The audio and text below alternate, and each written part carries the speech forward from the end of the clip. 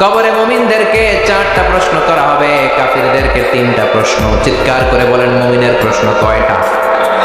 আর জোরে বলেন। প্রথম প্রশ্ন, মার রব্বুক, তোর রবের নাম কি? আমরা কি বলবো?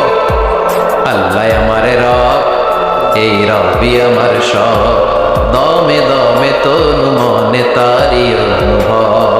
আল্লাহ আমারে রব, এই রবি আমার সব। পড়েন আমি।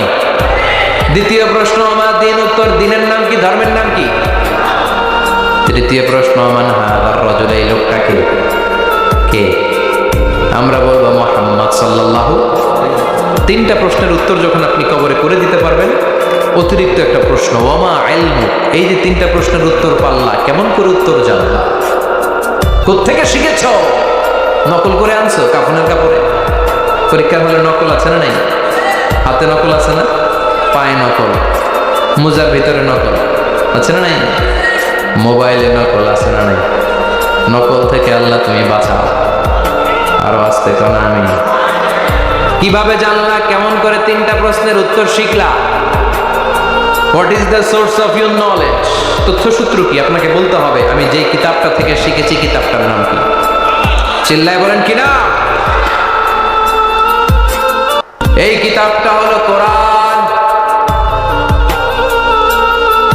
আপনাকে বলতে হবে কোরআন থেকে আমি শিখেছি, বিশ্বনবীর হাদিস থেকে আমি শিখেছি। 4টা প্রশ্নের উত্তর যখন পারবেন, ফেরেশতারা বলবে আহলান সাহলান, খোশ আমদেদ, কংগ্রাচুলেশন, বাহ বাহ, তুমি তো চমৎকার পেরেছো। ফায়ুফসাহু লাহু কবরুহু 70 দিরাআন, মুমিন বান্দার কবরটা 70 হাত লম্বা করে দেয়া হবে। ইফতাহু লাহু বাবুন ইলাল জান্নাহ, জান্নাতের দিকে তার কবর থেকে একটা দরজা বানিয়ে দেয়া হবে। জান্নাতের সুঘ্রাণ, ঠান্ডা বাতাস এসে তার কবরের ভিতরে ঢুকতে শুরু করবে। ইউলবাসু লিবাস মিন আহলিল জান্নাহ, জান্নাতীদের পোশাক তার গায়ের মধ্যে পরিয়ে দেয়া হবে। আল্লাহু আকবার। আর বলা হবে নাম কানাউমিল আরুস, বাসর রাতে বর যেমনি কনেকে নিয়ে ঘুমিয়ে যায়, তুমিও একটা ঘুম দাও। আলহামদুলিল্লাহ পড়ে মুমিন বান্দা আনন্দের একটা ঘুম দিবে।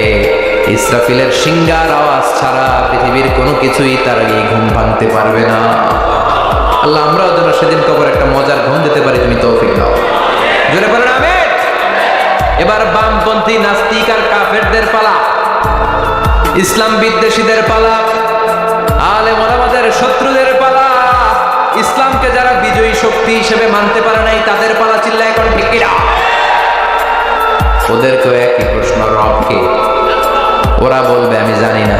আমাদের উত্তর আল্লাহ। ওরা বলবে আমি কিচ্ছু জানি না, আমি সব ভুলে গেছি, আমার মাফ করে দেন, আমি কিছুই জানি না। তবে আমি ইসলাম বিরোধীদের সাথে চলতাম, যারা ইসলাম রে বাস দিত আমি তাদের সাথে স্লোগান দিতাম। এরকম ডাকাইত আছে না? দ্বিতীয় প্রশ্ন, আমার দিন, তোমার ধর্মের নাম কি?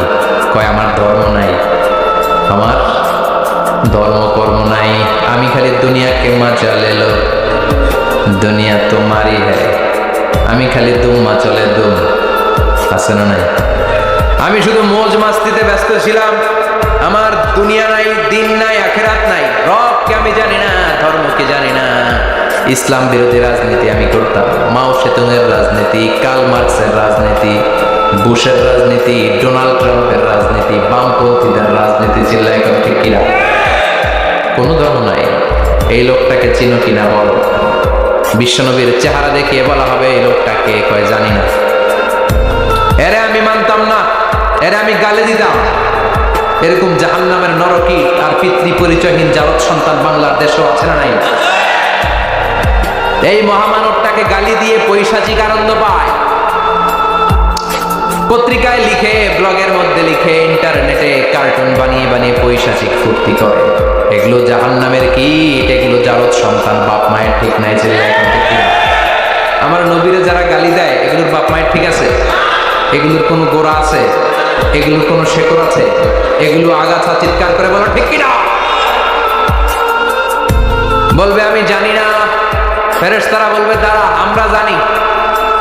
তোর সাথে কেমন আচরণ করতে হবে আমাদেরকে ট্রেনিং দিয়েছে কে? এবার শুরু হবে মাইর। কি শুরু হবে? কথা বলেন, মাইর। ফায়ুদরাবু বিমাতারিক মিন হাদিদ, লোহার হ্যামার দিয়ে শুরু হবে মা। এক একটা হ্যামারের বাড়িতে মাথাটা ফেটে চূর্ণ বিচূর্ণ হয়ে যাবে, দেহটা জামিনের ভেতরে 70 গজ ডুবে যাবে, দেবে যাবে, ওর চিৎকারে কবরস্থানটাও থারথার করে কাঁপবে। আবার জামিনকে বলা হবে ইলতাইমি, চাপা দে। জামিনে ঢুকে যাওয়ার পরে জামিনের এপাশ থেকে একটা চাপা, মাটি চাপা, বাম দিক থেকে মাটি চাপা, 2 চাপায় ডান দিকের পাজর বায়ে চলে যাবে, বাম দিকের পাজর ডানে চলে আসবে, ওর চিৎকারে কবরস্থানটা থারথার করে কাঁপবে। আল্লাহ, এই ধরনের পরিস্থিতি থেকে তুমি আমাদেরকে বাঁচাও। আরো চিৎকার করে বলেন আমিন। এই জন্য কবরের এই প্রস্তুতি নেওয়ার দরকার আছে না নাই? কোরআনের পক্ষে থাকার দরকার আছে না নাই? ইসলামের পক্ষে থাকার দরকার আছে না নাই? ইসলামী আন্দোলনের সাথে থাকার দরকার আছে না নাই? ইসলামের বিজয় চাওয়ার দরকার আছে না নাই? যে লোক ইসলামের বিজয় চায় না, যে লোক চায় না ইসলাম দিয়ে দেশ শাসিত হোক, যে লোক চায় না কোরআনটা সংসদ ভবনে নেতৃত্ব দেখ, তার অন্তরে ঈমান থাকতে পারে নাকি? চিল্লায় বলেন পারে? যে ঈমান প্রয়োজনে জ্বলে ওঠে না, যে ঈমান সত্যনের কথা বলে না, যে ঈমান প্রয়োজনে জ্বলে ওঠে না, যে ঈমান সত্যনের কথা বলে না, যে ঈমান বাস্তবে নাই, যে ঈমান অন্তরে নাই, মুখে শুধু ফাঁকা বলি, কি করে তারে বলো ঈমানে বলি, কি করে তারে বলো ঈমানে বলি, কি করে তারে বলো ঈমানে বলি। ঠিক কি না? যে ঈমান দিন কায়েমের আন্দোলনের ধার ধারে না, যে ঈমান লেবাসধারী কোরআন হাদিস তাও পড়ে না, যে ঈমান খাজার নামে মাজার করে ফুলুস কামাই, আছে না নাই? উখিয়াতে নাই? উখিয়াতে মাজার আছে নাকি? সাগর পারে এগুলো থাকে, এগুলোর সাথে ইসলামের সম্পর্ক আছে? কথা বলেন আছে? যে ঈমান খাজার নামে মাজার গড়ে ফুলুস কামাই, যে ঈমান শিরকিয়াতের আমল করে ভীত না হয়, যে ঈমান বাস্তবে নাই, যে ঈমান ময়দানে নাই, মুখে শুধু কথার কলি, কি করে তারে বলো ঈমানে বলি, কি করে তারে বলো ঈমানে বলি, কি করে তারে বলো ঈমানে বলি। চিল্লায় বলেন ঠিক কি না? এজন্য ঈমানের দাবি হচ্ছে অন্যায়কে প্রতিরোধ করতে হবে, হকের পক্ষে থাকতে হবে। কোরআনের রাজনীতি নিজ চোখে দেখে ইসলামকে সংসদ ভবনের উপরে কালিমার পতাকা পথ করে দেখার স্বপ্ন অন্তরে থাকতে হবে। চিল্লায় কোন ঠিক কিনা? এটাই তো মুমিন, যে ইসলামকে বিজয়ী শক্তি হিসেবে দেখতে চায়, যে কোরআনের আইন চায়, যে কোরআনের রাজ চায়। চিল্লায় বলেন ঠিক কিনা? এজন্য আমরা আল্লাহর কাছে কামনা করি, আল্লাহ তুমি আমাদেরকে ঈমানের মৃত্যু দাও, তুমি আমাদেরকে কবরের সব প্রশ্নগুলো সহজ করে দাও। পড়ে না আমি আরো জোরে পড়ে না আমি। এজন্য আল্লাহ বললেন বাল তুকসিরুনাল হায়াতাদ দুনিয়া ওয়াল আখিরাতু খায়রুন ওয়া আবকা। ও আমার গোলাম, দুনিয়ার এই জীবনটাকে তোমরা আসল জীবন মনে করো, এই জীবন কিন্তু আসল জীবন না। আসল জীবন হলো আখিরাতের জীবন। কোন ঠিক কি? এই জন্য মৃত্যু থেকে যতই পালিয়ে বেঁচে থাকতে পারবা নাকি? পারা যাবে? চিল্লায় বলেন। কোন নবীরা পারছে? আদম আলাইহিস সালাম মৃত্যু থেকে বেঁচে গেছে না? মরছে? কথা বলেন না। উনি পৃথিবীর একমাত্র মানুষ যিনি জানতেন যে উনি কতদিন বাঁচবেন। সুবহানাল্লাহ।